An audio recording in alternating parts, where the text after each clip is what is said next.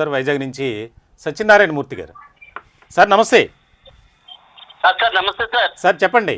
FAPTO chairman గారు ఉన్నారు, సాయి శ్రీనివాస్ గారు, మాట్లాడండి. సార్ నేను వైజాగ్ నుంచి మాట్లాడుతున్నానండి. నా పేరు సత్యనారాయణమూర్తి. ఓకే, నమస్తే అండి. నమస్తే సార్. నేను 98 డిఎస్సి 98 డేస్. Okay, MTS. చెప్పండి సార్, చెప్పండి. సార్ అదే ఏంటి సార్, ఏంటి మాకు ఇంకా టైం ఎక్స్టెన్షన్ 62 వస్తుందా? 3 ఏళ్ళు అయిపోయింది, 27 ఏళ్ళు లాస్ అయ్యాం, మీకు తెలిసిందే.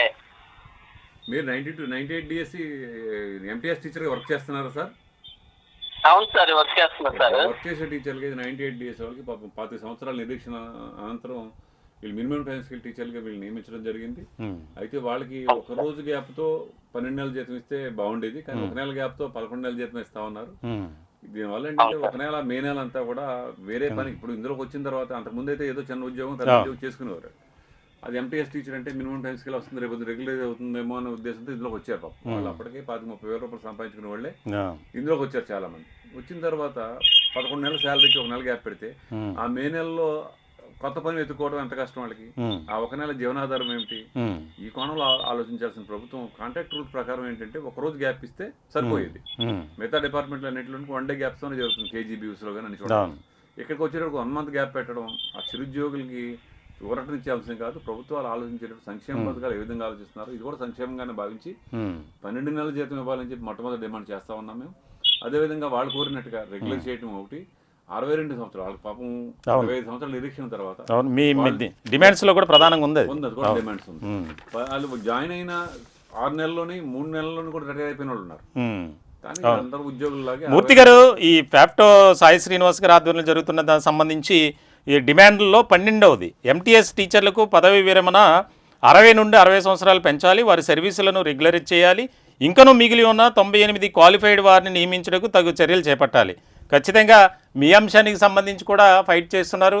మేము కూడా సామాన్యుడి చేతిలో సామాజిక అస్త్రం నెంబర్ 1 న్యూస్ తరపున ఖచ్చితంగా మీకు కూడా న్యాయం జరిగే విధంగా మా ఛానల్ తరపున మేము కూడా మీ వాయిస్ని ప్రభుత్వానికి తెలియజేసే ప్రయత్నం చేద్దాం. సార్, ఇప్పుడు మెగా డిఎస్సి అని తీస్తున్నారు పోస్టులు, మరి అటువంటి దీంట్లో 98 వాళ్ళకి కొద్దిగా ఎక్కువ బెనిఫిట్ అయ్యేలాగా చేయొచ్చేమో కదా? అంటే మెగా డిఎస్సి వేరండి. మెగా డిఎస్సి అనేది ప్యూర్లీ అన్ఎంప్లాయీస్గా ఉన్నటువంటి నిరుద్యోగులు ఉన్నటువంటి ఉపాధ్యాయులకి వాళ్ళు ఏజ్ లిమిట్ ఒక కేటగిరీకి ఒక ఏజ్ లిమిట్తో, మినిమం ఏజ్ లిమిట్తో వస్తారు కొత్తగా ఉద్యోగంలో వచ్చేవాళ్ళు. ఇది అట్లా కాదు. 98 అంటే అప్పటికే 35-40 ఇయర్స్ రీచ్ అయిన వాళ్ళు. 98లో 35 ఇయర్స్ అంటే ఇప్పుడు టు బి రిటైర్డ్, ఇంకా 4-5 సంవత్సరాలు రిటైర్ అయిపోయే పరిస్థితి. అంటే వీళ్ళకి ఏంటంటే 10 సంవత్సరాల సుదీర్ఘ పోరాటం అనంతరం అప్పుడు ప్రభుత్వం రిక్రూట్మెంట్లో జరిగినటువంటి లోపం వల్ల వాళ్ళు మిగిలిపోయారు. తెలుసుకుని తప్పు అయితే ప్రభుత్వం అయిపోయి జరిగింది, కానీ న్యాయం వాళ్ళకి నిజంగా జరగల.